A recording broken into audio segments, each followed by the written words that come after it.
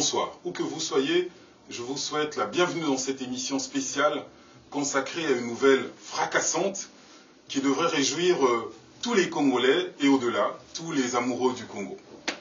La nouvelle, elle est pharaonique, incroyable, pour répondre à cette rumeur qui enfle dans la diaspora et même bien au-delà, dans tous les milieux autorisés. J'ai avec moi un des acteurs de ce projet pharaonique. Je vais dire que ce projet pharaonique se résume en un mot, que tous les Congolais ont vraiment intérêt à connaître dorénavant, c'est Congo Trans. Congo Trans, c'est un projet pharaonique, comme je le disais tout à l'heure, incroyable, mais je suis avec le président directeur général de ce projet, Monsieur Mouteba Alfred. Est-ce que ce projet est bien réel? Tout à fait, c'est un projet qui existe, qui est réellement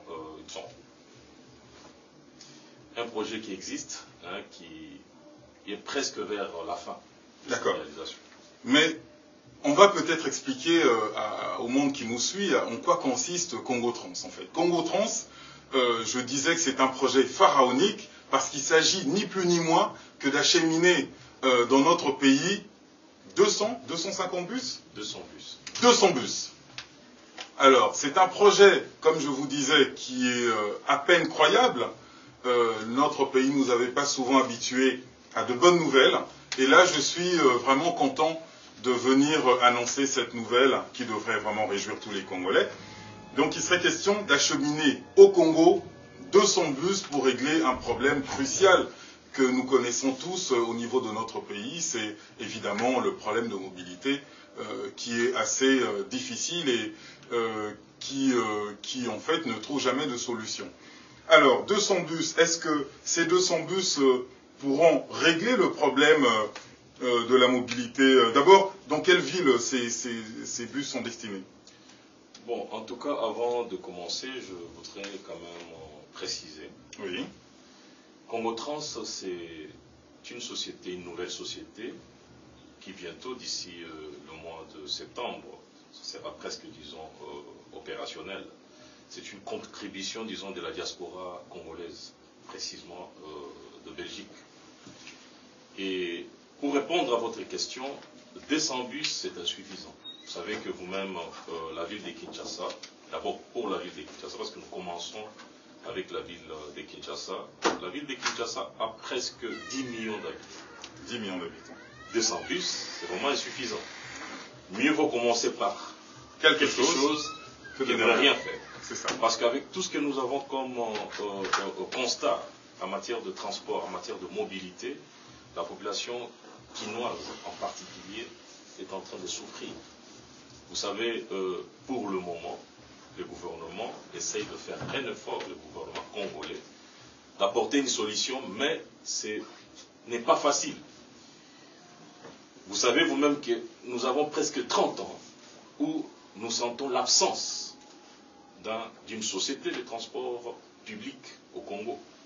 Alors, à notre niveau, au niveau de la diaspora congolaise, nous nous sommes dit, nous devons apporter une solution à cette population qui souffre. Donc, Congo Trans, réellement, les 200 bus, c'est insuffisant. Au fur et à mesure, nous allons contribuer, nous allons essayer de voir, à notre niveau, avec le budget que nous avons, augmenter notre charroi jusqu'à 300, 400, 500. D'accord. Donc, M. Mouteba, si je vous suis bien, vous dites que Congo Trans, c'est avant tout une initiative de la diaspora.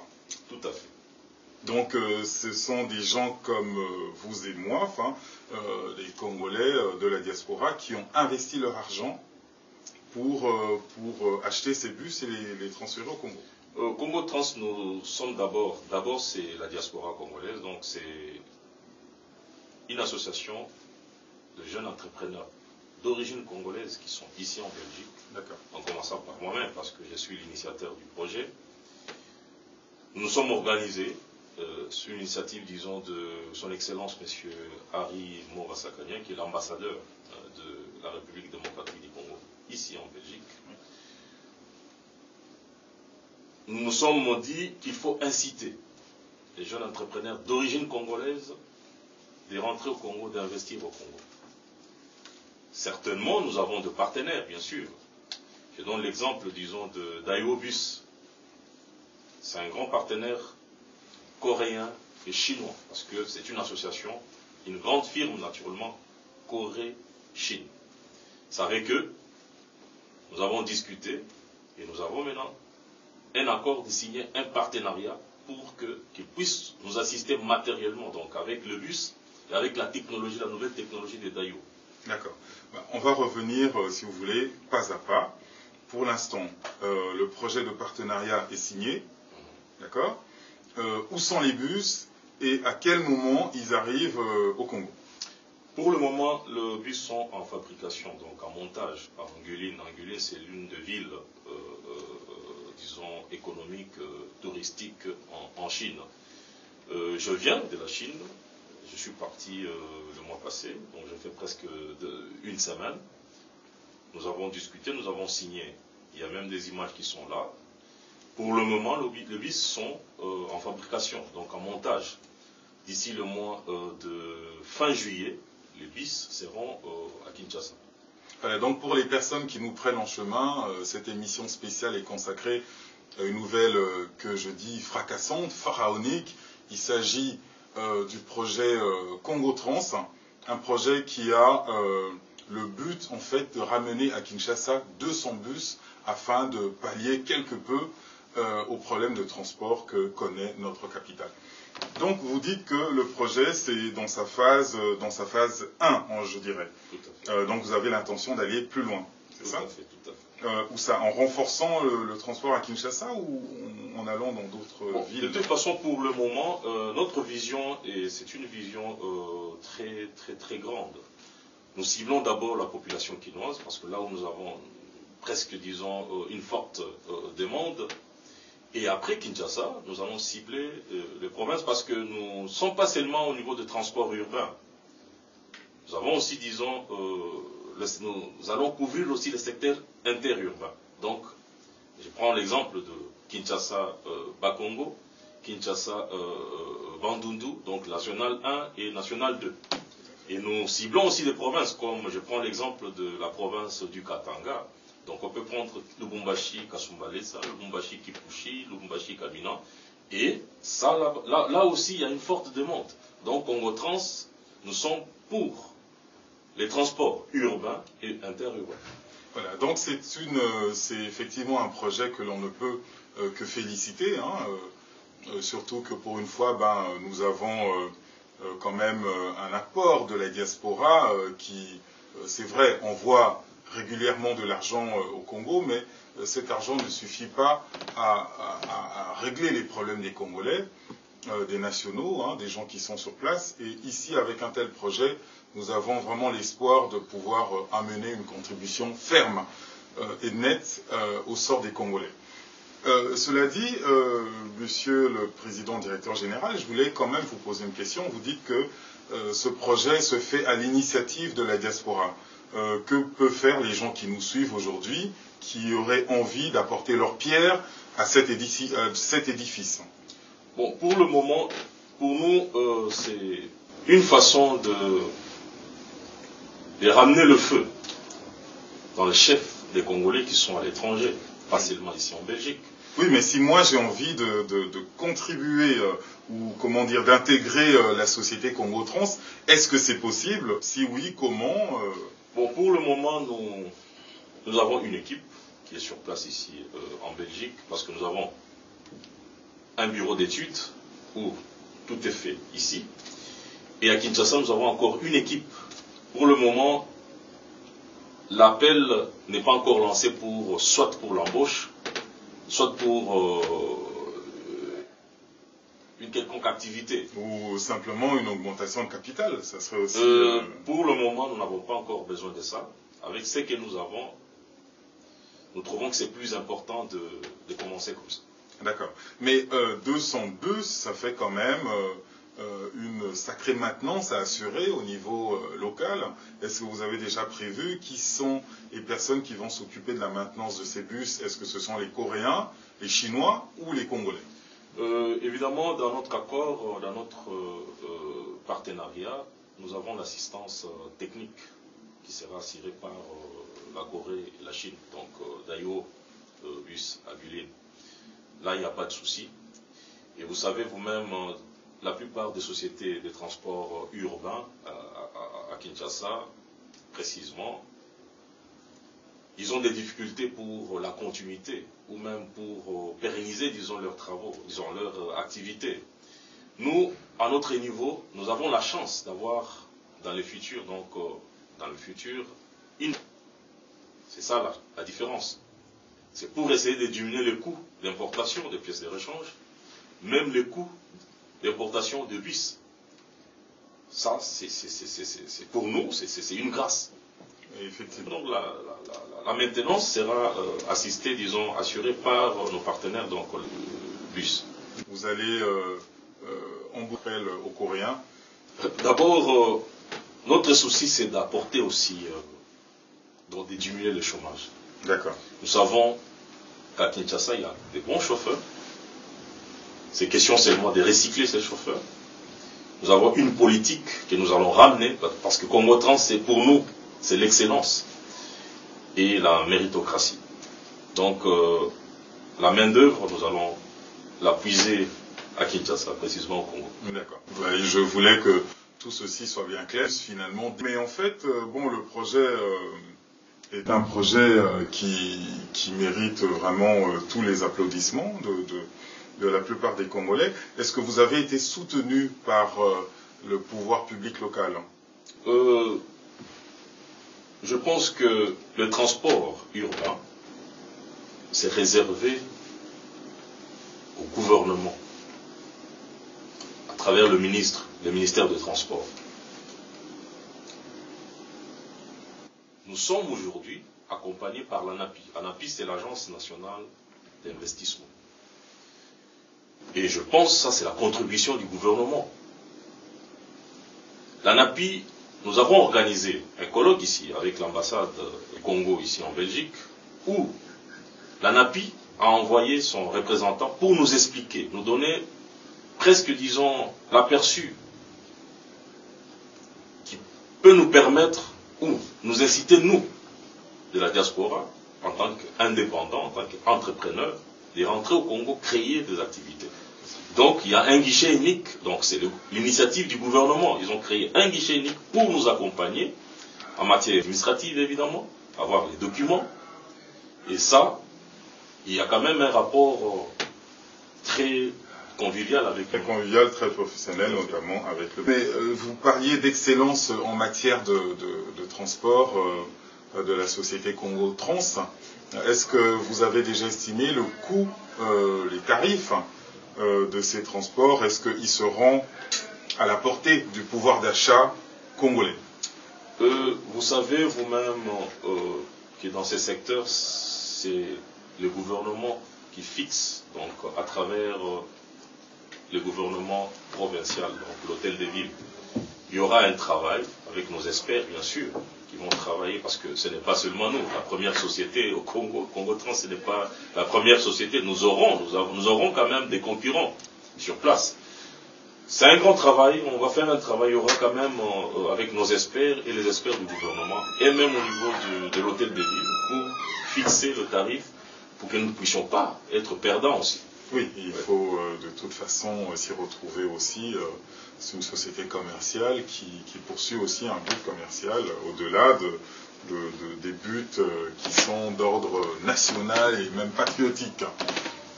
Donc, en fait, c'est une grande nouvelle pour les Congolais. Est-ce que vous avez un appel ou un mot particulier à adresser à vos futurs clients ou simplement à la diaspora à laquelle vous faites partie? En tout cas, d'abord, la vision que j'avais, il y a cela 5 ans, aujourd'hui, ça devient une réalité. Et je suis fier parce que derrière moi, il y a des gens qui ont cru en moi. Et ce n'est plus un rêve, ça devient une réalité. Le fait déjà d'aller en Chine, signer un contrat, donc un pré-contrat, parce que je rentre encore au moins des gens avec une équipe ici pour aller finaliser les contrats et même parfois visiter quelques bus déjà prêts, parce que nous avons 199 bus urbains et 10 bus interurbains. Donc il y a une différence. Ce que je peux lancer comme appel, d'abord je demande à tout Congolais de la diaspora, pas seulement ici en Belgique, de penser à cette population qui souffre. Nous ne pouvons pas seulement laisser ces secteurs au gouvernement parce qu'il y a des difficultés bien sûr.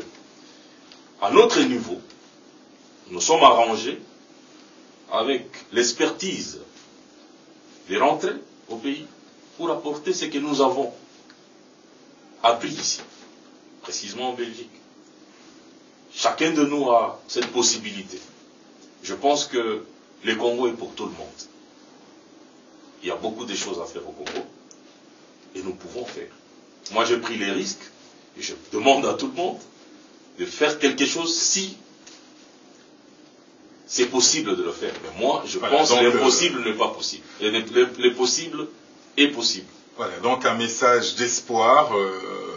Le message ici qui est lancé, c'est voilà, apportez votre pierre à l'édifice Congo. Et pour lui, c'était un rêve. Aujourd'hui, Congo Trans, c'est une réalité. J'ai quand même une toute dernière question qui me vient à l'esprit. Vous dites que les bus sont en fabrication. Vous savez, parfois l'état un peu difficile, va-t-on dire, de nos routes. Est-ce que ces bus seront adaptés à la spécificité de nos routes, ou alors ce sont des bus comme n'importe quel bus que fait des... Bon, de toute façon, nous avons ramené quelques images. Vous savez vous-même aujourd'hui, la Chine essaye d'apporter une modification sur le plan infrastructure, disons, avec tout ce que nous voyons. Nous avons modifié, ce n'est pas comme ici en Belgique. Les bus que nous utilisons ici ne sont pas le même bus qui seront utilisés compte tenu de l'aspect environnemental et aspect climat aussi. Donc il y a modification et les bus sont adaptés en fonction de notre environnement. Tout à fait. Voilà, donc c'est sur ces mots que l'on va simplement revenir, finir cette émission. Je rappelle que le sujet de l'émission aujourd'hui tient en un seul mot, Congo Trans. Congo Trans, c'est une initiative de la diaspora en faveur du Congo. C'est 200 bus pour le Congo, 200 bus pour Kinshasa, 200 bus pour non pas complètement solutionner le problème du transport au Congo, mais apporter quand même une réponse et à un problème qui est récurrent. Congo Trans, c'est l'initiative de plusieurs personnes. Je suis accompagné du président directeur général, M. Alfred Mouteva. Voilà. Qu'est-ce que l'on peut souhaiter à Congo Trans? Une bonne continuation. À bon port, donc, qui est le projet. Donc, au mois de septembre, je pense que vous vous invitez aussi sur place de vérifier ce qui va se passer. Tout à fait. Donc, de toute façon, la première question que j'avais posée à notre président directeur général, c'est est-ce que le projet est bien réel? Il nous a assuré que le projet l'était, que les bus étaient en construction et qu'ils vont prochainement arriver à Kinshasa. Mais, messieurs, mesdames, vous qui me suivez de partout, j'ai juste envie de vous dire que je ne vais pas lâcher cette affaire et je vais aller m'enquérir de la vérité jusqu'à Kinshasa s'il le faut. Donc, le rendez-vous est pris. Est-ce que vous avez un calendrier à nous annoncer par rapport à ces bus? De toute façon,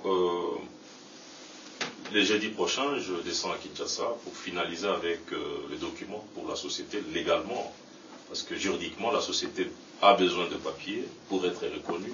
Et j'ai presque 25 jours, je rentre ici en Belgique pour ramener une équipe de 5 personnes en Chine pour aller signer le contrat et voir la conformité de bus qui sont déjà fabriqués.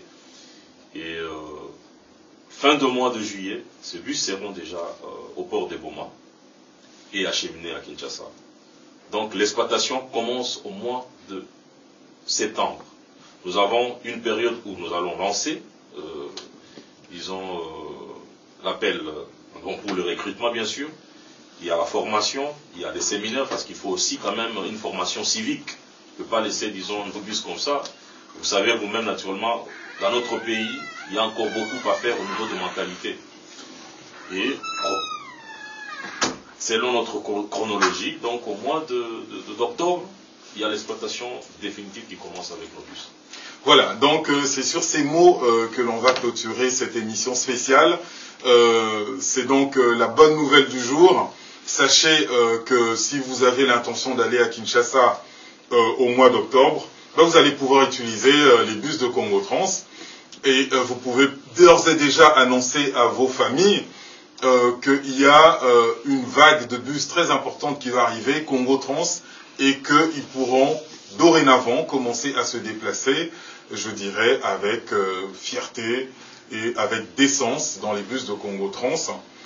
Donc Congo Trans, c'est une réalité, comme nous l'expliquait son président directeur général. Ce sera une réalité pour vous à Kinshasa dès le mois d'octobre. Le rendez-vous est pris. Comme je vous ai dit, je suivrai et je m'enquérerai de cette affaire jusqu'au bout. Que Dieu vous bénisse où que vous soyez. Au revoir.